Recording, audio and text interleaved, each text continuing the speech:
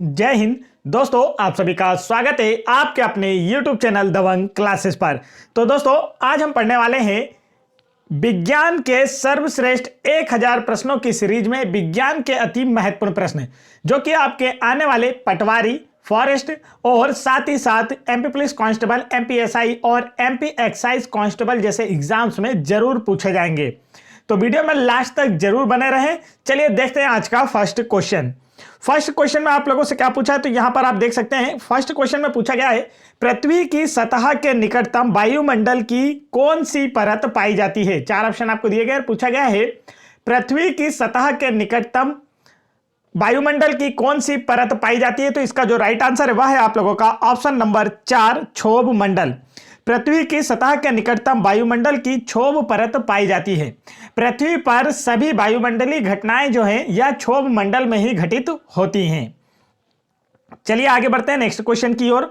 Next question में आप लोगों से यहां पर पूछा गया है, लोहे में जंग लगना इनमें से किसका उदाहरण है। चार ऑप्शन आपको दिए गए हैं और पूछा गया है, लोहे में जंग लगना इनमें से किसका उदाहरण है। तो इसका जो राइट आंसर है दोस्तों वह है आप लोगों का ऑप्शन नंबर 2, यहां पर अपचय अभिक्रिया का। लोहे में जो जंग लगना है यह अपचय अभिक्रिया का उदाहरण है। आप इसे कह सकते हैं कि लोहे में जंग लगना एक प्रकार का रासायनिक अभिक्रिया का उदाहरण होता है। क्या होता है? रासायनिक अभिक्रिया का उदाहरण होता है। चलिए आगे चलते हैं नेक्स्ट क्वेश्चन की ओर। नेक्स्ट क्वेश्चन में देखेंगे आप लोगों से क्या पूछा गया है। तो नेक्स्ट क्वेश्चन में आपसे पूछा है, नींबू का रस खट्टा होता है क्योंकि इसमें क्या पाया जाता है, खनिज, अम्ल, क्षार या लवण। तो इसका जो राइट आंसर है दोस्तों वह है आप लोगों का ऑप्शन नंबर 3, अम्ल पाया जाता है। नींबू का रस खट्टा होता है क्योंकि इसमें अम्ल पाया जाता है। अम्ल जो होता है यह नीले लिटमस पेपर को लाल कर देता है। अम्ल क्या होता है? यह नीले लिटमस पेपर को लाल कर देता है। अम्लीय विलयन का जो पीएच मान है वह 7 से कम होता है। आगे बढ़ते हैं नेक्स्ट क्वेश्चन की ओर। नेक्स्ट क्वेश्चन में देखते हैं आप लोगों से क्या पूछा जा रहा है। तो नेक्स्ट क्वेश्चन में आपसे पूछा है, किसी कोशिका में मौजूद सबसे बड़ा कोशिकांग कौन सा है। चार ऑप्शन आपको दिए गए हैं और पूछा गया है, किसी कोशिका में मौजूद सबसे बड़ा कोशिकांग कौन सा है। तो इसका जो राइट आंसर है दोस्तों वह है आप लोगों का ऑप्शन नंबर 2, नाभिक। किसी कोशिका में मौजूद जो सबसे बड़ा कोशिकांग होता है वह कौन सा होता है? नाभिक होता है। चलिए आगे बढ़ते हैं नेक्स्ट क्वेश्चन की ओर। नेक्स्ट, और जो कोशिका होती है यह मानव शरीर की सबसे सूक्ष्मतम इकाई या सबसे छोटी इकाई होती है। मानव तथा अन्य जीव छोटी छोटी कोशिकाओं से मिलकर बने होते हैं। अगला प्रश्न देखेंगे। तो अगला प्रश्न आप लोगों से पूछा गया है, बोर के सिद्धांत में निम्नलिखित में से क्या संरक्षित रहता है। चार ऑप्शन आपको दिए गए और पूछा गया, इनमें से बोर के सिद्धांत में क्या संरक्षित रहता है। तो इसका जो राइट आंसर है दोस्तों वह क्या होगा? तो करेक्ट आंसर इसका होने वाला है ऑप्शन नंबर 2, ऊर्जा। बोर के सिद्धांत में ऊर्जा जो है संरक्षित रहती है। बोर के सिद्धांत के अनुसार इलेक्ट्रॉन नाभिक के चारों ओर वृत्ताकार कक्ष में चक्कर लगाते हैं। यह देखिए, ये नाभिक क्या होता है? बीच में होता है। नाभिक जो होता है वह बीच में होता है। नाभिक के चारों ओर जो इलेक्ट्रॉन होते हैं वो क्या करते हैं? चक्कर लगाते हैं। नाभिक के चारों ओर जितने अधिक इलेक्ट्रॉन होंगे उतनी ही अधिक ऊर्जा होती है। तो बोर का जो सिद्धांत किस पर आधारित है? ऊर्जा संरक्षण के सिद्धांत पर आधारित है।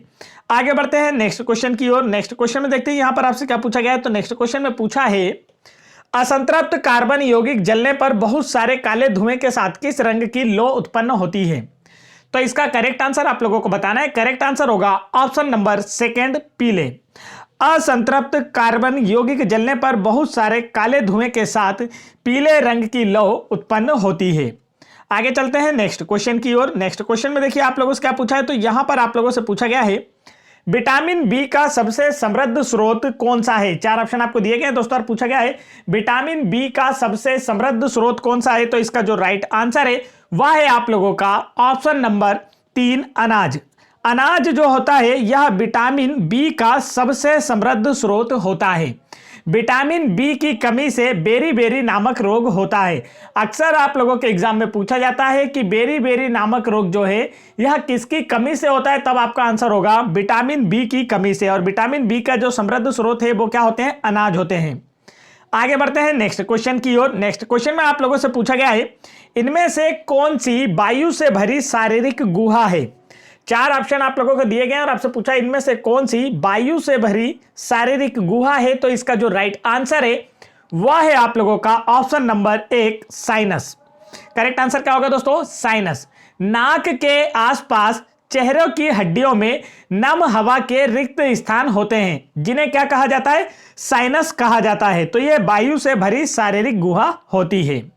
आगे चलते हैं नेक्स्ट क्वेश्चन की ओर। नेक्स्ट क्वेश्चन में आपसे पूछा है ध्वनि की चाल माध्यम के खालिस्तान गुणों पर निर्भर करती है। चार ऑप्शन आपको दिए गए और पूछा गया इनमें से किन गुणों पर ध्वनि की चाल माध्यम के गुणों पर निर्भर करती है। तो पहला ऑप्शन है ताप पर, दूसरा ऑप्शन है प्रत्यास्था, तीसरा ऑप्शन है यहां पर दाब, या फिर इनमें से सभी। बताइए ध्वनि की चाल माध्यम में इनमें से किस गुण पर निर्भर करती है?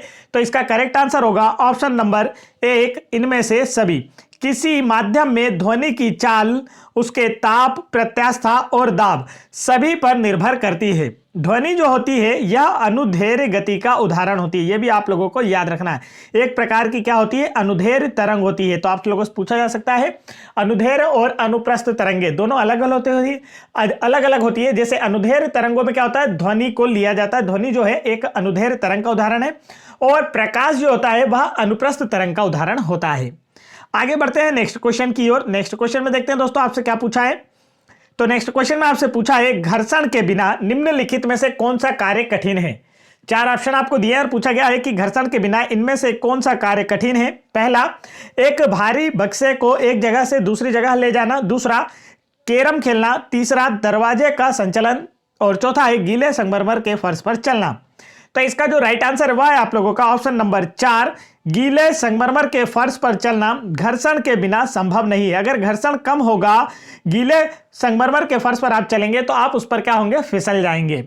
तो घर्षण किसे कहते हैं? तो दो सतहों के बीच अनियमितताओं के कारण लगने वाला जो विरोधी बल होता है उसे घर्षण कहते हैं। घर्षण के बहुत से लाभ होते हैं, जैसे घर्षण के कारण ही हम जमीन पर चल पाते हैं या किसी चिकने फर्श पर अगर घर्षण अधिक होता है तो उससे आसानी से चल पाते हैं।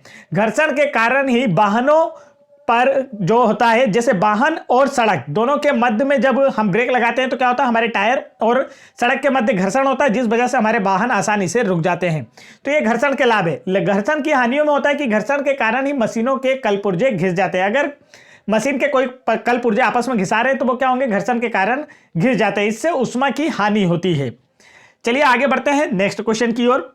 नेक्स्ट क्वेश्चन में यहां पर आप देखेंगे क्या पूछा जा रहा है। तो नेक्स्ट क्वेश्चन में पूछा है मानव हृदय की सामान्य धड़कन औसतन कितने प्रति मिनट होती है। तो इसका आंसर तो आप सभी आसानी से कर लेंगे। आप सभी को पता है कि 72 बार प्रति मिनट होती है और 72 इनमें से किस ऑप्शन में आपको नजर आ रहा है? किसके मध्य नजर आ रहा है? तो राइट आंसर होगा ऑप्शन नंबर सी के मध्य नजर आ रहा है। 60 से 100 के मध्य में 72 शामिल है। तो मानव हृदय की जो सामान्य धड़कन औसतन होती है दोस्तों वह 72 बार प्रति मिनट होती है। आगे बढ़ते हैं नेक्स्ट क्वेश्चन की ओर। नेक्स्ट क्वेश्चन में यहां पर आप लोगों से पूछा गया है निम्नलिखित में से कौन सा मूल सब्जी नहीं है। मूल का मतलब क्या होता है? रूट, अर्थात इसे कह सकते हैं हम जड़। ठीक है, इसे हम क्या कह सकते हैं दोस्तों? जड़। तो यहां पर जो भी ऑप्शन दिए गए इनमें से कौन सी एक जड़ नहीं है? तो गाजर की बात की जाए तो ये क्या है दोस्तों? जड़ है। अगर सलजम की बात की जाए तो यह भी क्या है? जड़ का उदाहरण है। मूली की बात की जाए तो यह भी क्या है? जड़ का उदाहरण। लेकिन टमाटर क्या होता है? टमाटर एक पेड़ में लगने वाला फल है, तो यह जड़ का उदाहरण है क्या? नहीं। तो आपसे पूछा गया इनमें से कौन सा एक मूल अर्थात रूट सब्जी नहीं है, तब आपका आंसर होगा टमाटर। आगे बढ़ते हैं नेक्स्ट क्वेश्चन की ओर। नेक्स्ट क्वेश्चन में देखते हैं आप लोगों से क्या पूछा गया है। तो यहां पर आपसे बोला है कौन सा नियम कहता है कि रासायनिक अभिक्रिया में द्रव्यमान को ना तो उत्पन्न किया जा सकता है और ना ही नष्ट किया जा सकता है।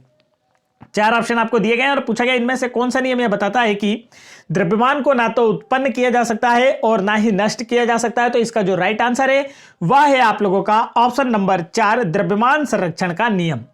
द्रव्यमान संरक्षण का नियम जो है यह कहता है कि किसी भी रासायनिक अभिक्रिया में द्रव्यमान को ना तो उत्पन्न किया जा सकता है और ना ही नष्ट किया जा सकता है।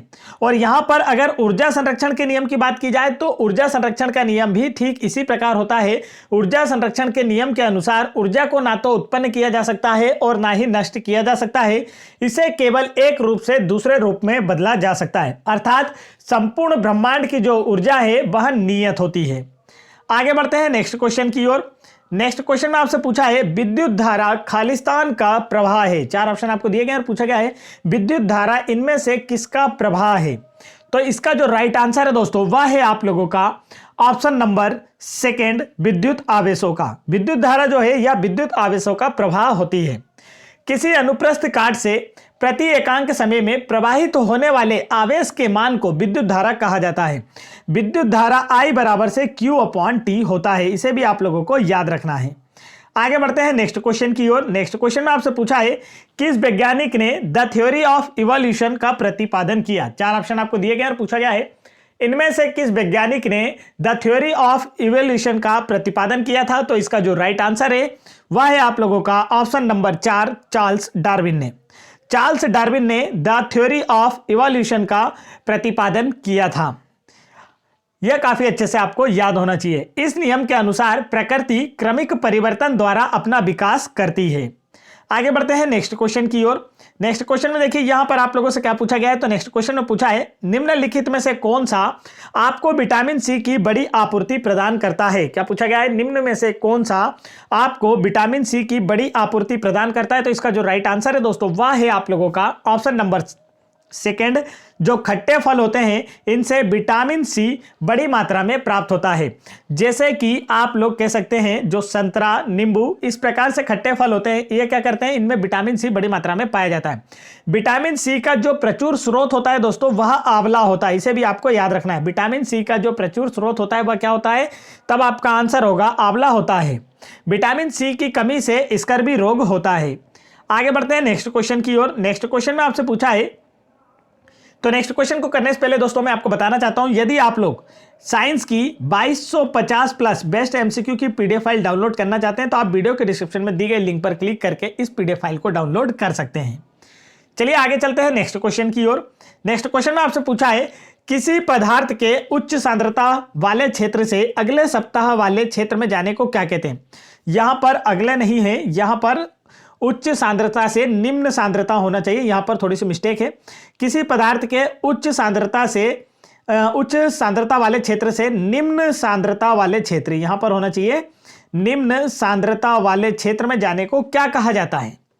तो इसका जो राइट आंसर है दोस्तों वह है आप लोगों का ऑप्शन नंबर 2, यहां पर विसरण। क्या कहा जाता है, विसरण कहा जाता है। किसी पदार्थ के उच्च सांद्रता वाले क्षेत्र से निम्न सांद्रता में जाने को विसरण कहा जाता है। विसरण के कारण ही कमरे के किसी कोने में रखे इत्र की खुशबू पूरे कमरे में फैल जाती है। चलिए आगे बढ़ते हैं नेक्स्ट क्वेश्चन की ओर। नेक्स्ट क्वेश्चन में आपसे पूछा है आवर्त सारणी की क्षैतिज पंक्ति को क्या कहा जाता है। क्या पूछा गया दोस्तों, आवर्त सारणी की क्षैतिज पंक्ति को क्या कहा जाता है। तो इसका जो राइट आंसर है वह है आप लोगों का ऑप्शन नंबर 4, आवर्त। आवर्त सारणी की जो क्षैतिज ऐसी पंक्तियां होती है इन्हें क्या कहा जाता है, आवर्त कहा जाता है। और यह जो कॉलम्स होते हैं इन्हें क्या कहा जाता है, तो इन्हें क्या कहा जाता है दोस्तों, आप लोगों से पूछा जाए तो इन्हें कॉलम या स्तंभ कहा जाता है। ठीक है, इन्हें क्या कहा जाता है, इन्हें वर्ग भी कहा जाता है या कॉलम भी कहा जाता है। और ये जो तिरछे होते हैं इन्हें क्या कहा जाता है, आवर्त कहा जाता है। वर्तमान आवर्त सारणी में 7 आवर्त और 18 वर्ग हैं, ये भी आप लोगों को याद रखना है। और आवर्त सारणी में तत्वों को परमाणु क्रमांक के आधार पर रखा गया है, इसे आप लोगों को याद रखना है। वर्तमान में किसकी आवर्त सारणी का उपयोग किया जाता है, तो आधुनिक आवर्त सारणी का उपयोग किया जाता है जिसे मोसले ने तैयार किया था। अगर आपसे पूछा जाए कि आवर्त सारणी की खोज किसने की थी, तब आपका आंसर होगा मेंडलीफ ने आवर्त सारणी की खोज की थी। आगे बढ़ते हैं नेक्स्ट क्वेश्चन की ओर। तो नेक्स्ट क्वेश्चन को करने से पहले दोस्तों मैं आपको बता दूं कि यदि आप लोगों को previous year exam, MP government के प्रीवियस ईयर एग्जाम जैसे constable exam 2016-2017, SI exam 2016-2017, forest exam 2017 और पटवारी एग्जाम 2018, इन सभी एग्जाम्स के प्रीवियस ईयर पेपर के साइंस के सभी क्वेश्चन, जिसमें 2250 प्लस क्वेश्चन आप लोगों के लिए है। अगर आप लोगों को यह पीडीएफ डाउनलोड करना है जो कि आप लोगों को दिखाई दे रही है, और साथ ही साथ यदि आप लोगों को एमपीजीके की 1800 प्लस बेस्ट एमसीक्यू की पीडीएफ डाउनलोड करना है, या फिर एमपी कांस्टेबल 2022 के जो अभी हाल ही में पेपर कंडक्ट कराए गए थे उन सभी की सभी शिफ्टों की पीडीएफ फाइल डाउनलोड करना है, या कंप्यूटर के बेस्ट क्वेश्चन डाउनलोड करना है, तो आप लोग वीडियो की डिस्क्रिप्शन में दी गई लिंक पर क्लिक करके डाउनलोड कर सकते हैं। नहीं तो फिर आप लोग गूगल पर क्या सर्च करेंगे दोस्तों, दबंग क्लासेस। क्या सर्च करना है आपको, गूगल पर दबंग क्लासेस इंस्टा मोजो। क्या सर्च करेंगे दोस्तों, दबंग क्लासेस इंस्टा मोजो। जैसे ही आप गूगल पर सर्च करते हैं तो हमारा जो वेब पेज है आप लोगों के सामने ओपन होकर आ जाएगा, जहां पर आप लोग हमारी सारी पीडीएफ देख सकते हैं और आसानी से इनमें से कोई सी भी पीडीएफ प्राप्त कर सकते हैं। जिससे आपकी प्रिपरेशन और बेहतर हो पाएगी। तो चलिए बढ़ते हैं नेक्स्ट क्वेश्चन की ओर। नेक्स्ट क्वेश्चन में आपसे पूछा है, गैल्वेनाइजेशन लोहे पर किसकी एक पतली परत की कोटिंग करने और उसे जंग से बचाने की विधि है? तो इसका जो राइट आंसर है वह है आप लोगों का ऑप्शन नंबर 1, जस्ता। गैल्वेनाइजेशन में क्या होता है दोस्तों? तो गैल्वेनाइजेशन में जस्ते की परत चढ़ाई जाती है। क्या होता है गैल्वेनाइजेशन में? जस्ते की परत चढ़ाई जाती है। यह आप लोगों को याद रखना है। यहां पर यही पूछा गया है कि गैल्वेनाइजेशन में लोहे पर किसकी एक पतली परत करके उसे जंग से बचाया जाता है? आंसर होगा जस्ते से। आगे बढ़ते हैं नेक्स्ट क्वेश्चन की ओर। गैल्वेनाइजेशन को हिंदी में यशद लेपन भी कहा जाता है। यह भी आपको याद रखना, अक्सर एग्जाम में पूछ लिया जाता है कि यशद लेपन में किसकी परत चढ़ाई जाती है, तब आपका आंसर होगा जस्ते की परत चढ़ाई जाती है। नेक्स्ट क्वेश्चन में आपसे पूछा है, निम्नलिखित में से किसके डिजाइन के लिए आर्किमिडीज के सिद्धांत का प्रयोग किया जाता है? तो इसका जो राइट आंसर है दोस्तों वह है आप लोगों का ऑप्शन नंबर 3, पनडुब्बी। पनडुब्बी के डिजाइन के लिए आर्किमिडीज के सिद्धांत का प्रयोग किया जाता है। आर्किमिडीज के सिद्धांत के अनुसार जब कोई वस्तु किसी द्रव में पूरी अथवा आंशिक रूप से डुबोई जाती है तो उसके भार में कमी आ जाती है। यह कमी वस्तु द्वारा हटाए गए द्रव के भार के बराबर होती है। चलिए आगे बढ़ते हैं नेक्स्ट क्वेश्चन की ओर। नेक्स्ट क्वेश्चन में आप लोगों से पूछा गया है, निम्नलिखित में से कौन सा ऊर्जा का जीवाश्म स्रोत नहीं है? क्या पूछा गया दोस्तों? निम्नलिखित में से कौन सा ऊर्जा का जीवाश्म स्रोत नहीं है? तो इसका जो राइट आंसर है वह है आप लोगों का ऑप्शन नंबर 4, गाय का गोबर जो है यह ऊर्जा का जीवाश्म स्रोत नहीं है। जीवाश्म का मतलब क्या होता है? ऐसे खनिज संसाधन या फिर ऐसे ऊर्जा के स्रोत जो लगभग पिछले 300-400 सालों से पृथ्वी की सतह के नीचे जमा हैं, उन्हें क्या कहा जाता है? जीवाश्म ईंधन कहा जाता है। तो कोयला, मिट्टी का तेल, सीएनजी, ये सभी क्या है? पृथ्वी की सतह के नीचे से प्राप्त होते हैं, जो कि जीवाश्म ईंधन के उदाहरण है। लेकिन गाय का गोबर जीवाश्म ईंधन का उदाहरण नहीं है। गाय का गोबर जो इसका उपयोग जैविक खाद के रूप में भी किया जा सकता है। आगे बढ़ते हैं नेक्स्ट क्वेश्चन की ओर। नेक्स्ट क्वेश्चन में आप लोगों से पूछा है, अमीबियासिस के कारण क्या होता है? 4 ऑप्शन आपको दिए गए। पूछा गया है अमीबियासिस रोग की वजह से क्या होता है? पहला ऑप्शन तेज जुकाम, दूसरा ऑप्शन पेचिश, तीसरा ऑप्शन है सिर दर्द और जुकाम, चौथा ऑप्शन है बुखार। तो इसका जो राइट आंसर है दोस्तों वह है आप लोगों का ऑप्शन नंबर 2, पेचिश। अमीबियासिस के कारण पेचिश रोग होता है। यह बैक्टीरिया संक्रमण से होने वाला रोग है। पेचिश जो है यह बैक्टीरिया संक्रमण से होने वाला रोग है जो आंतों को प्रभावित करता है, जिसके कारण पेट के निचले हिस्से में दर्द होता है। तो अमीबियासिस के कारण क्या होता है? पेट के निचले हिस्से में दर्द होता है। आगे बढ़ते हैं नेक्स्ट क्वेश्चन की ओर। नेक्स्ट क्वेश्चन में आपसे पूछा है, विभिन्न प्रकार के ऊतकों के अध्ययन को क्या कहा जाता है? 4 ऑप्शन आपको दिए गए हैं दोस्तों और आपसे पूछा गया है विभिन्न प्रकार के ऊतकों के अध्ययन को क्या कहा जाता है? तो इसका जो राइट आंसर है वह आप लोगों का होने वाला है ऑप्शन नंबर 4, हिस्टोलॉजी। ऊतकों के अध्ययन को ऊतक विज्ञान या हिस्टोलॉजी कहा जाता है। और ऊतक की बात की जाए कि ऊतक क्या होते हैं, तो ऊतक कोशिकाओं के ऐसे समूह को कहते हैं जिनकी उत्पत्ति एक समान हो तथा वह एक विशेष कार्य करती हो। आगे बढ़ते हैं नेक्स्ट क्वेश्चन की ओर। नेक्स्ट क्वेश्चन में आपसे पूछा है, जब लिटमस को बोरेक्स के विलयन में मिलाया जाता है तो यह कैसा हो जाता है? 4 ऑप्शन आपको दिए गए हैं और पूछा गया है, जब लिटमस को बोरेक्स के विलयन में मिलाया जाता है तो यह कैसा हो जाता है? तो इसका जो राइट आंसर है दोस्तों वह है आप लोगों का ऑप्शन नंबर 2, नीला हो जाता है। जब लिटमस को बोरेक्स में मिलाया जाता है तो यह नीले कलर का हो जाता है। आगे चलते हैं नेक्स्ट क्वेश्चन की ओर। नेक्स्ट क्वेश्चन में आपसे पूछा है, निम्नलिखित में से किस रक्त समूह को सार्वभौमिक दाता के रूप में जाना जाता है? तो इसका जो राइट आंसर है वह है आप लोगों का option number 4, O negative. O negative रक्त समूह को सार्वभौमिक दाता यूनिवर्सल डोनर के रूप में जाना जाता है तथा एबी रक्त समूह को सर्वग्राही रक्त समूह या यूनिवर्सल रिसेप्टर के रूप में जाना जाता है। आगे बढ़ते हैं नेक्स्ट क्वेश्चन की ओर। नेक्स्ट क्वेश्चन में आपसे पूछा है, इनमें से कौन सी बीमारी सामान्यतः मच्छरों के द्वारा फैलती है? तो इसका जो राइट आंसर है दोस्तों वह है आप लोगों का ऑप्शन नंबर 1, मलेरिया। मलेरिया नामक जो रोग है यह सामान्यतः मच्छरों के द्वारा फैलता है। मलेरिया के उपचार में कुनेन का उपयोग किया जाता है। किस दवाई का उपयोग किया जाता है? कुनेन का उपयोग किया जाता है, जो कि सिंकोना नामक वृक्ष से प्राप्त होती है। मलेरिया का जो वाहक होता है वह मादा मच्छर होती है। आगे बढ़ते हैं नेक्स्ट क्वेश्चन की ओर। नेक्स्ट क्वेश्चन में यहां पर आप लोगों से पूछा गया है, निम्नलिखित में से किस अभिक्रिया में अघुलनशील लवण बनते हैं। 4 ऑप्शन आपको दिया, पूछा गया इनमें से किस अभिक्रिया में अघुलनशील लवण बनते हैं। तो इसका जो राइट आंसर है दोस्तों वह है आप लोगों का ऑप्शन नंबर 3, अवक्षेपण अभिक्रिया में। अवक्षेपण अभिक्रिया में अघुलनशील लवण बनते हैं। आगे बढ़ते हैं नेक्स्ट क्वेश्चन की ओर। नेक्स्ट क्वेश्चन में देखिए आपसे क्या पूछा गया है। तो नेक्स्ट क्वेश्चन में पूछा है वायवीय श्वसन का खेल। 4 ऑप्शन आपको दिए गए और वायवीय श्वसन जो होती है वो क्या होता है। तो इसका जो राइट आंसर है वह है आप लोगों का ऑप्शन नंबर 2, ऑक्सीजन की उपस्थिति में श्वसन को क्या कहा जाता है, वायवीय श्वसन कहा जाता है। और ऑक्सीजन की अनुपस्थिति में श्वसन को अवायवीय श्वसन कहा जाता है। ये दोनों ही आपको याद रखना है।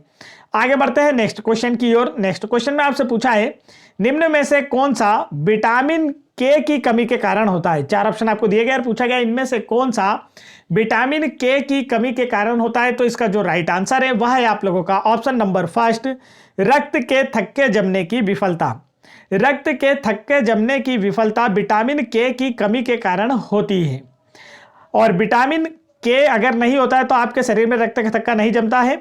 आगे चलते हैं नेक्स्ट क्वेश्चन की ओर। नेक्स्ट क्वेश्चन में आप लोगों से पूछा गया है निमोनिया खालिस्तान की सूजन के कारण होता है। 4 ऑप्शन आपको दिए गए और पूछा गया इनमें से किस अंग में सूजन की वजह से निमोनिया रोग होता है। तो इसका जो राइट आंसर है दोस्तों वह है आप लोगों का ऑप्शन नंबर 2, फेफड़ा। फेफड़े में सूजन की वजह से निमोनिया रोग होता है। निमोनिया में फेफड़े संक्रमित हो जाते हैं जिससे ठंड लगना, कफ जमना तथा सांस लेने में तकलीफ होना इत्यादि तकलीफें होती हैं। शरीर में जो गैसों का आदान प्रदान है वह फेफड़ों के माध्यम से ही किया जाता है। और ये जो निमोनिया रोग है ज्यादातर कम उम्र के बच्चे या छोटे बच्चों में होने वाला रोग है। नेक्स्ट क्वेश्चन में आपसे पूछा है, देखिए यहां पर हमने आप लोगों के लिए क्विज रखी है दोस्तों। तो आज का हमारा सेशन कंप्लीट हुआ। आज की क्विज है पूर्णिमा के बाद अगले 14 दिनों में जहां चंद्रमा पतला होता रहता है और अदृश्य हो जाता है उसे क्या कहा जाता है। यह कांस्टेबल एग्जाम 2017 में पूछा गया प्रश्न है। यदि आप लोग इसका आंसर सही कर पाते हैं तो आने वाले एग्जाम्स में आप लोग आसानी से सिलेक्शन ले पाएंगे। तो वीडियो पसंद आए तो वीडियो को लाइक कीजिए, चैनल पर पहली बार आए तो चैनल को जरूर सब्सक्राइब कर लीजिए, साथ ही साथ वीडियो को अपने दोस्तों में भी शेयर कीजिए और खुद शेयर करने के बाद अपने दोस्तों से भी कहिए कि उन्हें शेयर करें और साथ ही साथ चैनल को सब्सक्राइब करके बेल आइकन की बटन जरूर दबाएं ताकि ऐसे इंपॉर्टेंट एजुकेशन वीडियो का नोटिफिकेशन आप तक आसानी से पहुंचते रहे। जय हिंद दोस्तों।